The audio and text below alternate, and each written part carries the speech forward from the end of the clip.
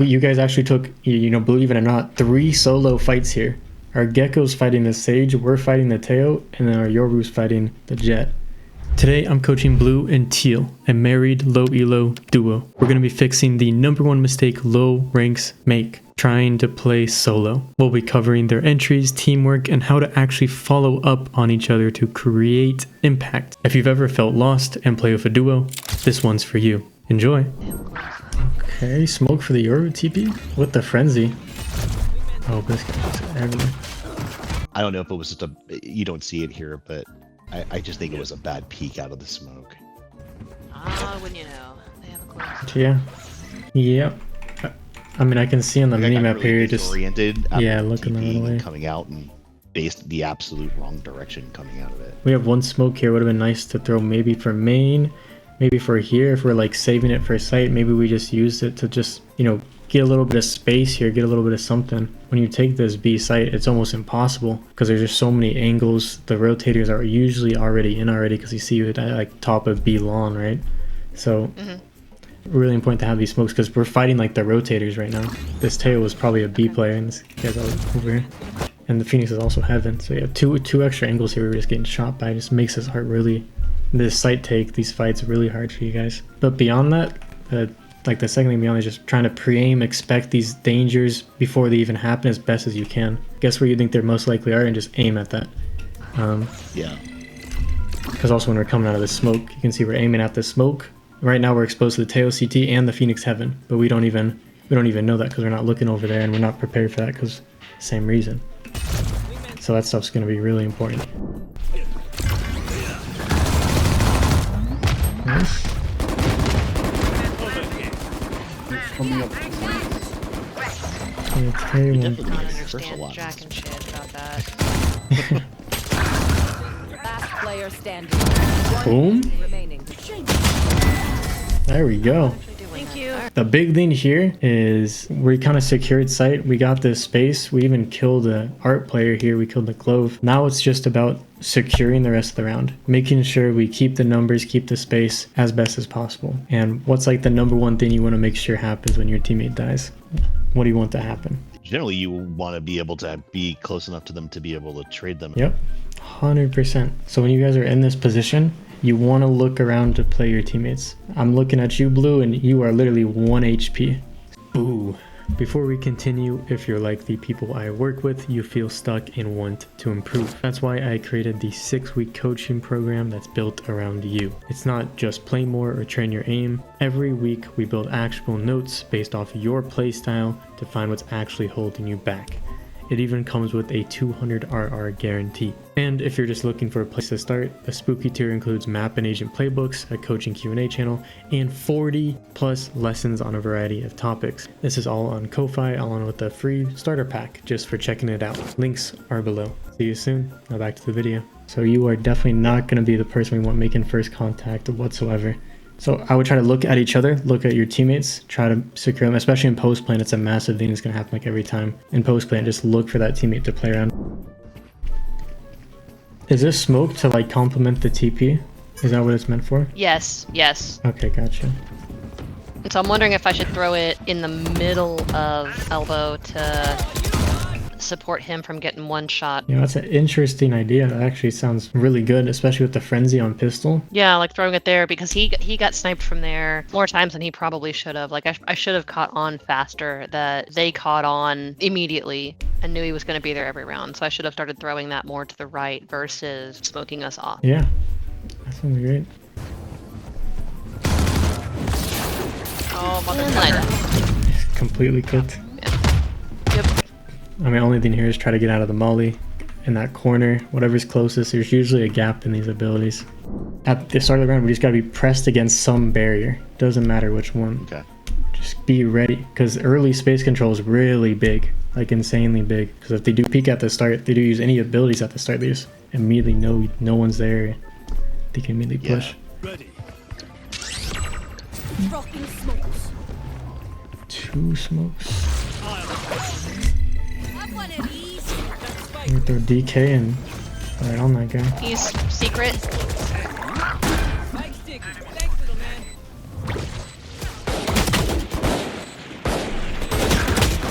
Almost. I think the number one thing I'm seeing is we're taking a lot of solo fights. And Yeah. you guys actually took, you know, believe it or not, 3 solo fights here. Our Gecko's fighting the Sage, we're fighting the Teo, and then our Yoru's fighting the Jet. Right. Yeah. So really look at each other and just try to take team fights or ability fights. Those two are exactly what you need. A lot of times, like dry fights in general, it's not going to get good results out of them, no matter how good your mechanics are. So ideally here in this situation, you know, we see Teo here, you know, maybe we try to collapse on him and like run through the smoke on him, and just like literally when you see Blue doing anything, he's doing his TP, he's doing his ult, just look at him and see what player he sees. Blue, if you can calm this as well and be like, I see Teo, he's right on me, let's fight this guy. Just coordinate on this and completely dominate these players. Smokes are down. Enemy remaining. I do eventually realize we have full count on site, and I'm like, okay. It's a good read. Oh, that guy's definitely hit by that. A. Yeah, there we go. Post plant's looking a little nicer here. I think we do cover default smokes real quick because you're almost there, and now I'm almost tempted. You're throwing this smoke just like a little deeper like this. If you throw it right here, I'll actually like drop the spot for you. It's right on this corner. Okay. Right on the corner, so you know exactly where that is. You drop it right there, it's gonna smoke both heaven, and it's actually gonna smoke like a little bit of under, and that's Okay. the smoke right there. And the other one's here. Usually you don't smoke backside here, which is why I asked about the TP. And then Yeah, no, I was throwing it for the TP. these ones Oh, are so it's usually like art and this. flowers, not secret. Okay. Yeah, usually we don't do secret unless they got like an op or something holding that position. Okay.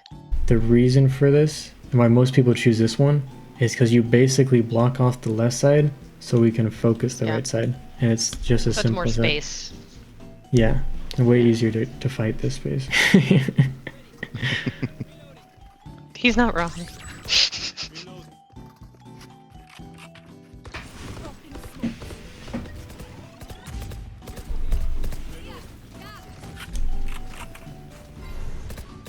I like that we're using DK a bunch, just trying to find someone with it. Yeah, at least like I've been trying to use it to like just like do it like any other molly, except for it lasts shorter, which is nice to give us Mm-mm. something to entry. Yeah, 100%. You're not gonna always have the flashes or anything. It's nice to. Well, and throw Gecko something. wasn't using his utility, and I hate that. Blue just full blinds Yeah. us and then runs out and dies. That's just insane. That was awesome, wasn't it? I was trying to get the rest of the team to to run in on site to help Teal out, but I love when that's another frustration. I love when I throw a blind and that totally does not work. Just does not hit anyone actually. Okay, so how do we work on this? Because right now you guys are just getting screwed on these A takes, and I think I kind of get an idea of what's happening, and it's just Yeah. you know, our Gecko might not be playing his role perfectly, but we're also not doing the best we can do. Right. So first things first, we gotta throw our decoy up, let it be a little bait for us, forever and always. Yeah. And then maybe instead of doing these really risky TPs you like to do, where you like TP back site, you could try doing a more close TP, maybe TP in this corner, or TP like corner here, where you're not exposed to as much. You know, there's not really going to be players here 100% of the time, but at least you'll make some space for your team, right? That's your goal as Yoru, as duelist, just trying to make some space. You know, one of the downside of these close smokes that's going to happen is they look at them and they're just like, oh, I can just play inside, like this Teo backside's just completely chilling if he wants to. You can just play here, you can go backside, you can go in here, you can play inside the smoke. And so it kind of gives them some space and actually denies you guys some space.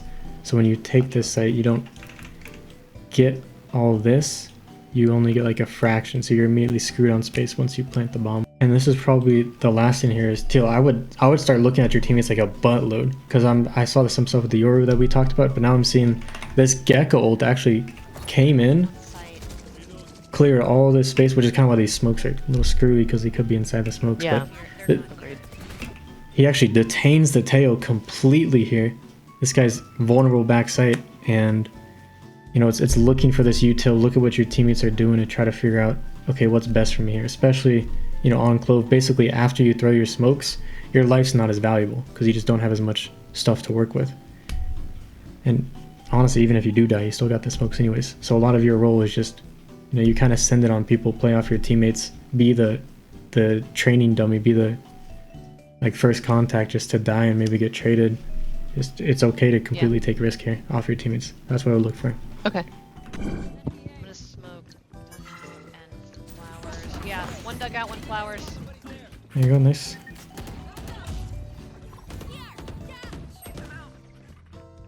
I'm on site. I'm on site. One flower, one secrets. Same thing here, just 2 1v1s immediately happening. Oh, we're about to take another 1v1 here. It's looking at each other, splitting up. Secret. Splitting up way too much.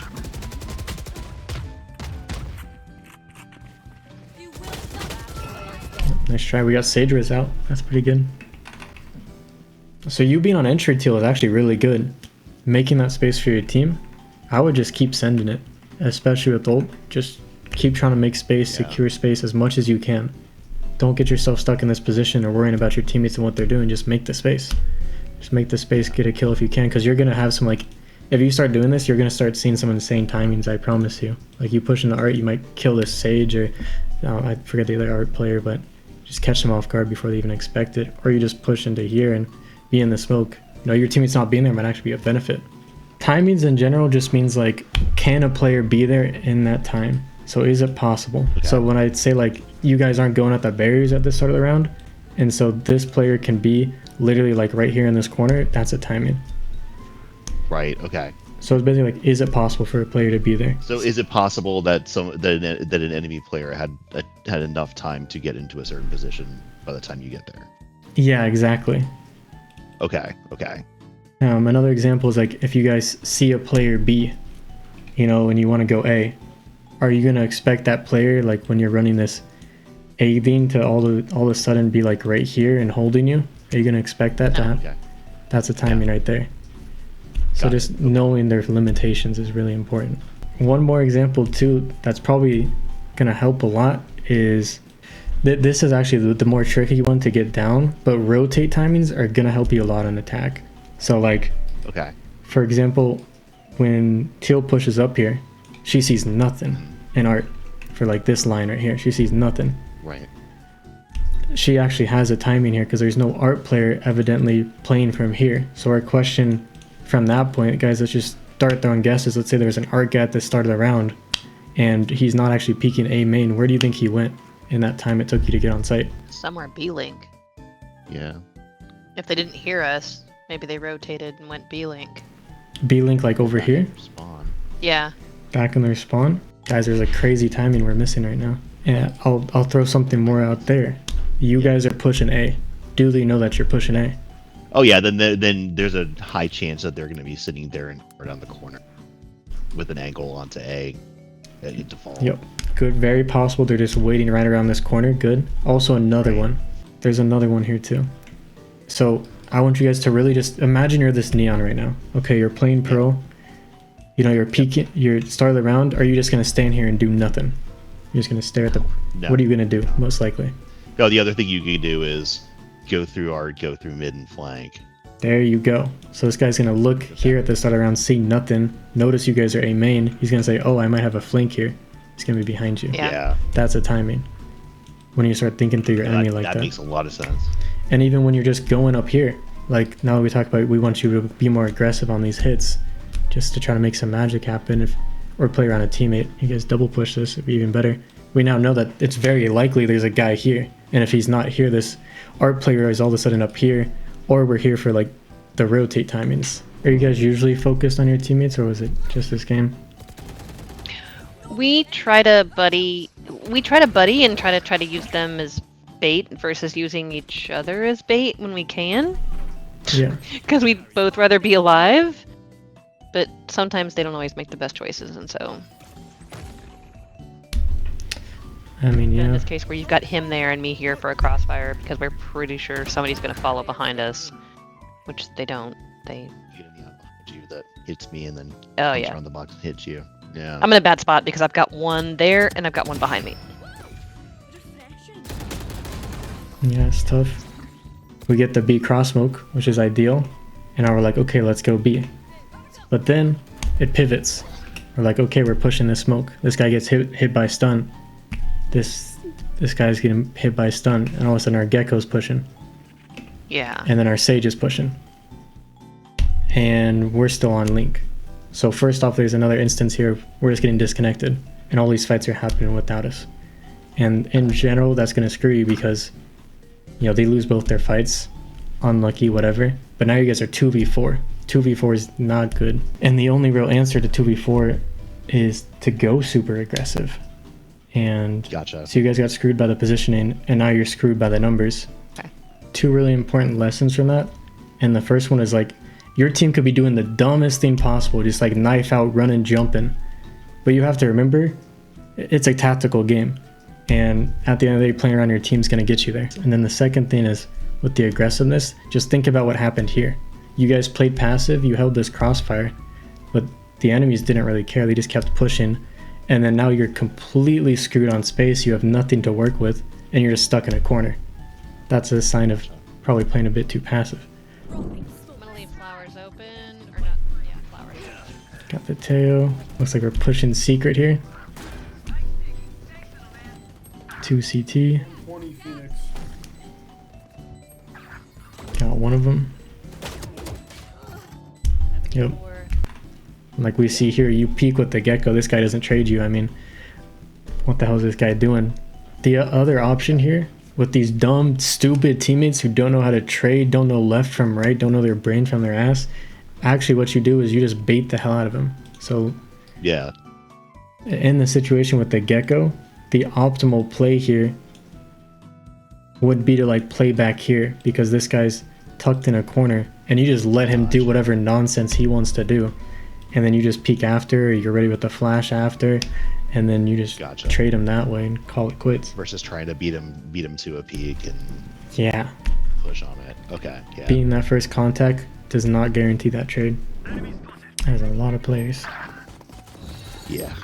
There's the last one. Look at They that. get whacked by the mid player. Yeah.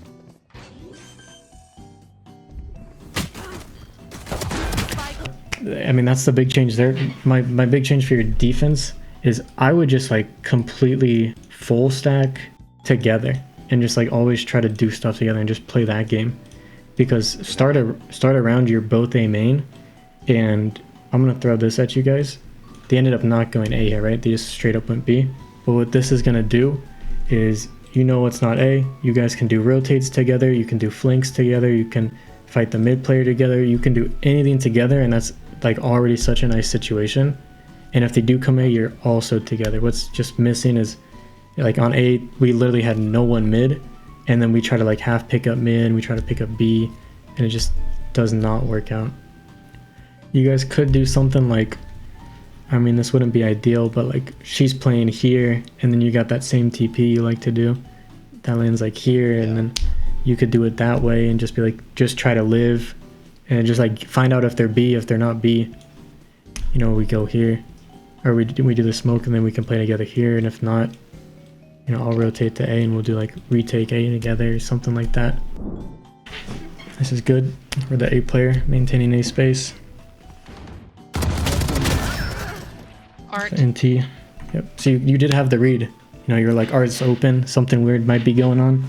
Now it's just about, you know, what a lot of players do in higher elo, they play like these edges where they can literally just be in both spots within like seconds. And they just like peek one and then peek the other.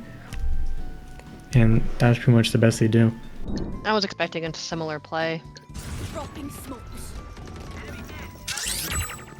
Another timing example here is they could be right side of your smoke right now and actually already be scaling up because there's... Yeah, okay.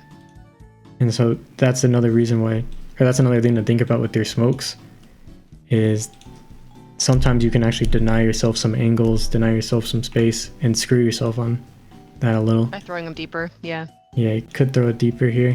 I mean, the only thing I have for both of you guys is just being a little more aggressive in what's going on the map, you know? Yeah. Yeah.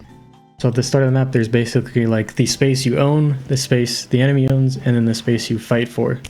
And if we don't do anything, then it just instantly becomes their space. And you're always going to be scared of this space. It's happening with Art here. It's happening with A main. They're just getting up for free. And so you want to fight this space. You want to show them some disrespect to show them what's good. So especially if we're doing this TP and there's 2 of us here, you guys shouldn't be separated like this. We should be bundled up like 2 Eskimos in an igloo and just send it. Some of these rounds we're stuck back sight, or we're like stuck in Art, kind of forced to hold between a rock and a hard point. If you just go more aggressive, you get some nice intel. Even start of the round, just, I don't know if we know jump peeking, but I mean, just look at this player, completely lost. She's like, wait, they're going aggressive on Art? What is going on? I had my iPad out. But I think that summarizes the defense pretty well. Just go more aggressive, play together, and then attack is basically, for blue, it's safe for entries. For teal, it's playing around teammates. So jump peeking, so the easiest thing is basically just a semicircle. So let's pretend you want to jump peek this angle right here, jump peek around this corner. You're basically just doing a semicircle. So you jump forward, and then just look to the left and press W and A. So you're literally just jumping in a semicircle. So I would practice that. Just get the semicircle down, get it so you're not overexposing yourself. You know, you don't want to be doing it all the way out here, but get it so you can understand the timing enough to do it. You can also just do like a very small one. If you really break it down, you can just do a small one like this where you're already looking, already ready. You just straight WA. Just walk forward a little and look to the left, move to the left. Sweet. Yep, best of luck out there, All right, guys. man. Kick some butt. Keep working those Absolutely. mechanics. Will do. Appreciate it. We'll talk to you next week. Have a good one, guys. Bye. See ya. Bye. Boom.